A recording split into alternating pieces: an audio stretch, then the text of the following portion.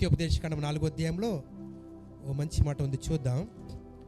ద్వితీయోపదేశకాండం 4వ అధ్యాయము 24వ వచనమండి.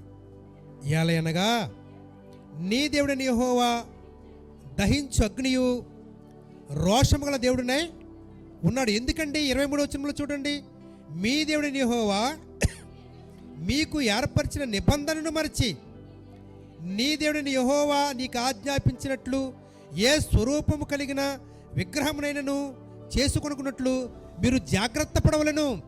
దేవుణ్ణి మర్చిపోవడం అంటే దేవునికి బదులుగా మరొక దాన్ని ఆరాధించటం. విడిపించి, క్షమించి, పోషించి, కాపాడి, స్వస్థపరిచి, కుటుంబాన్ని కట్టి, మనకు కావాల్సిన సమస్తాన్ని సమకూర్చిన దేవుణ్ణి మరచి వేరే దాన్ని ఆరాధించే వారంగా మనం జీవించటం. మోషే కొండ ఎక్కి ప్రార్థన చేసుకుంటున్నప్పుడు ఇశ్రాయేలు ప్రజలందరూ అనుకున్నారంట, మమ్మల్ని నడిపించిన నాయకుడేడి? యెహోవా దేవుని మర్చిపోయారు, మోషేని మర్చిపోయారు.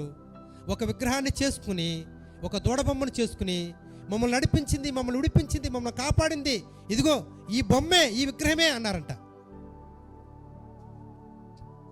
ఈనాడు ప్రజలు చేసిన మేళ్ళు మర్చిపోతారండి, చేసిన ఉపకారాలు మర్చిపోతారు.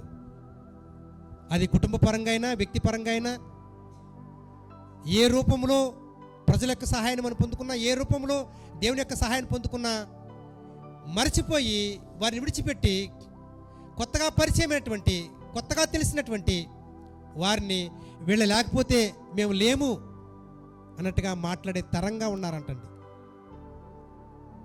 ఏ దేవుని మార్గంలో మనం జీవించామో, ఏ దేవుని మార్గంలో మనం ఉంటే దేవుడు మనకు సహాయం చేశాడో, ఆ దేవుడు మనల్ని కనికరించి కాపాడి, అసలు మన వల్ల కాదు, ఇది నా వలన కాదు, నేను విడిపింపబడలేను, నేను క్షమించబడలేను, నేను లేవలేను అనేటువంటి స్థితిలోంచి దేవుడు అద్భుతమైనటువంటి ఆశ్చర్యకరమైన కార్యాలు మన పట్ల చేస్తే ఈనాడు చాలామంది దేవుని విడిచి చేయరాని కార్యాలు చేస్తారంట. విగ్రహారాధన అంటే ప్రియులారా, దేవుని కంటే ఎక్కువగా దేన్ని ప్రేమిస్తున్నాం అది విగ్రహారాధనే. తిండైనా కావచ్చు, వేసుకునే వస్త్రాలైనా కావచ్చు, మనం దాచుకునే డబ్బు అయినా కావచ్చు, చేసే పనైనా కావచ్చు, లేక దేవుడు నిన్ను ప్రేమించి నీకు ఇచ్చిన భార్య అయినా కావచ్చు, దేవుడు నిన్ను ప్రేమించి నీకు ఇచ్చిన భర్త అయినా కావచ్చు, దేవుడు మిమ్మల్ని ప్రేమించి మీకు ఇచ్చిన పిల్లలైనా కావచ్చు, దేవుడు మిమ్మల్ని ప్రేమించి చిన్న ఉద్యోగమో చిన్న వ్యాపారమో కావచ్చు. ఎక్కువగా ప్రేమించడం అంటే దేవుని మర్చి ఎక్కువగా దాని మీదే ఉండటం. కొంతమంది పని పని పని పని, కొంతమంది పిల్లలు పిల్లలు పిల్లలు, కొంతమంది వ్యాపారం వ్యాపారం వ్యాపారం, కొంతమంది భార్య కొంగట్టుకునే కొంతమంది తిరుగుతూ ఉంటారు, కొంతమంది భార్యలు అయితే భర్త కొంగట్టుకునే తిరుగుతూ ఉంటారు.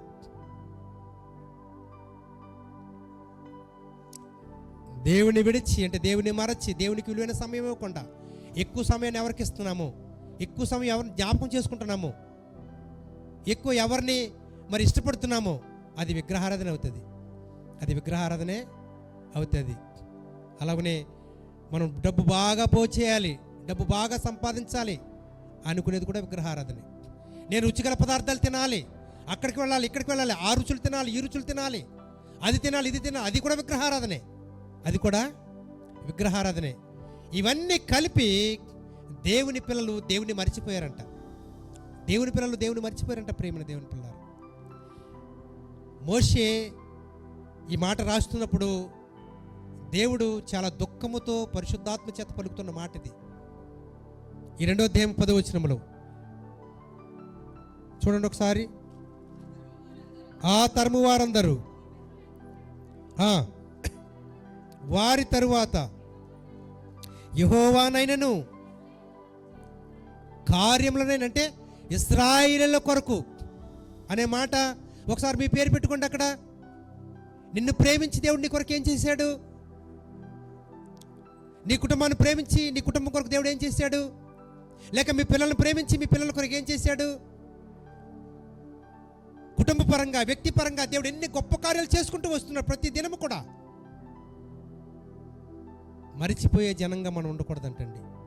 దేవుడు చేసిన సంగతుల్ని, దేవుడు చేసిన ఉపకారాలని, మన పట్ల ఆయన చూపించిన ధర్మాన్ని మనం ఎప్పుడూ మర్చిపోకూడదంట.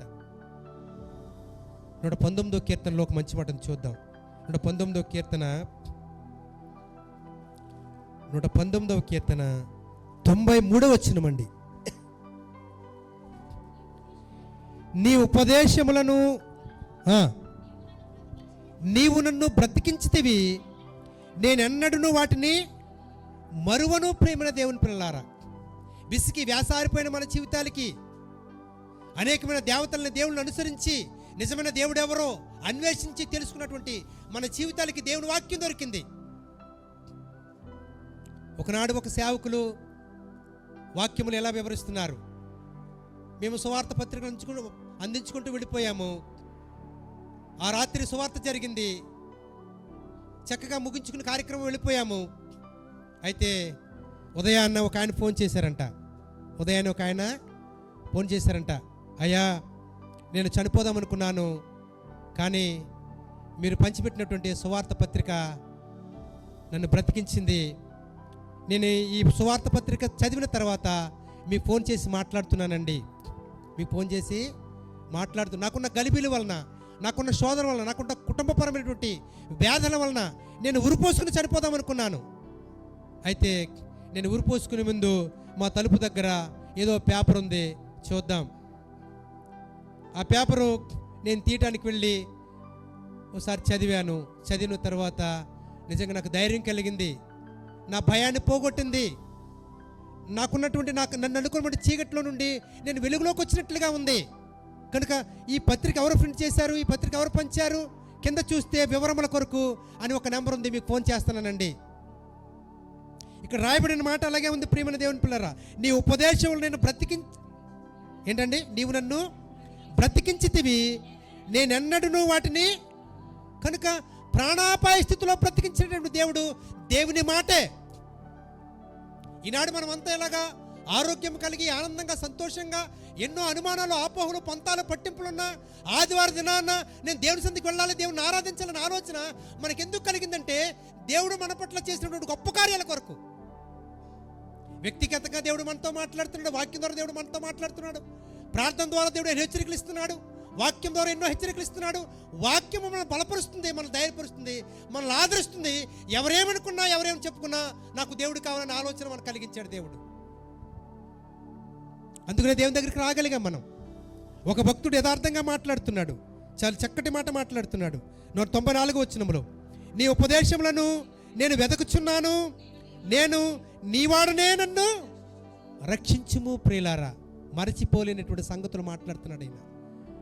ఎప్పుడైతే నువ్వు నన్ను రక్షించావో, ఎప్పుడైతే నన్ను కాపాడావో, ఎప్పుడైతే నన్ను విడిపించావో, ఎప్పుడైతే నా పాపాలు క్షమించావో, నేను నీవాడనయ్యాను, నీ దాననయ్యాను. కనుక ఇదిగో నేను బ్రతుకుతున్న దినాలు జ్ఞాపకం చేసుకుంటున్నాను, జీవించే దినాలు జ్ఞాపకం చేసుకుంటున్నాను. నన్ను తరిమి వెంటాడుతున్నటువంటి ఈ భయంకరమైన పరిస్థితుల నుండి దేవా నువ్వు తప్ప నాకెవరు లేరు, నన్ను రక్షించాలి.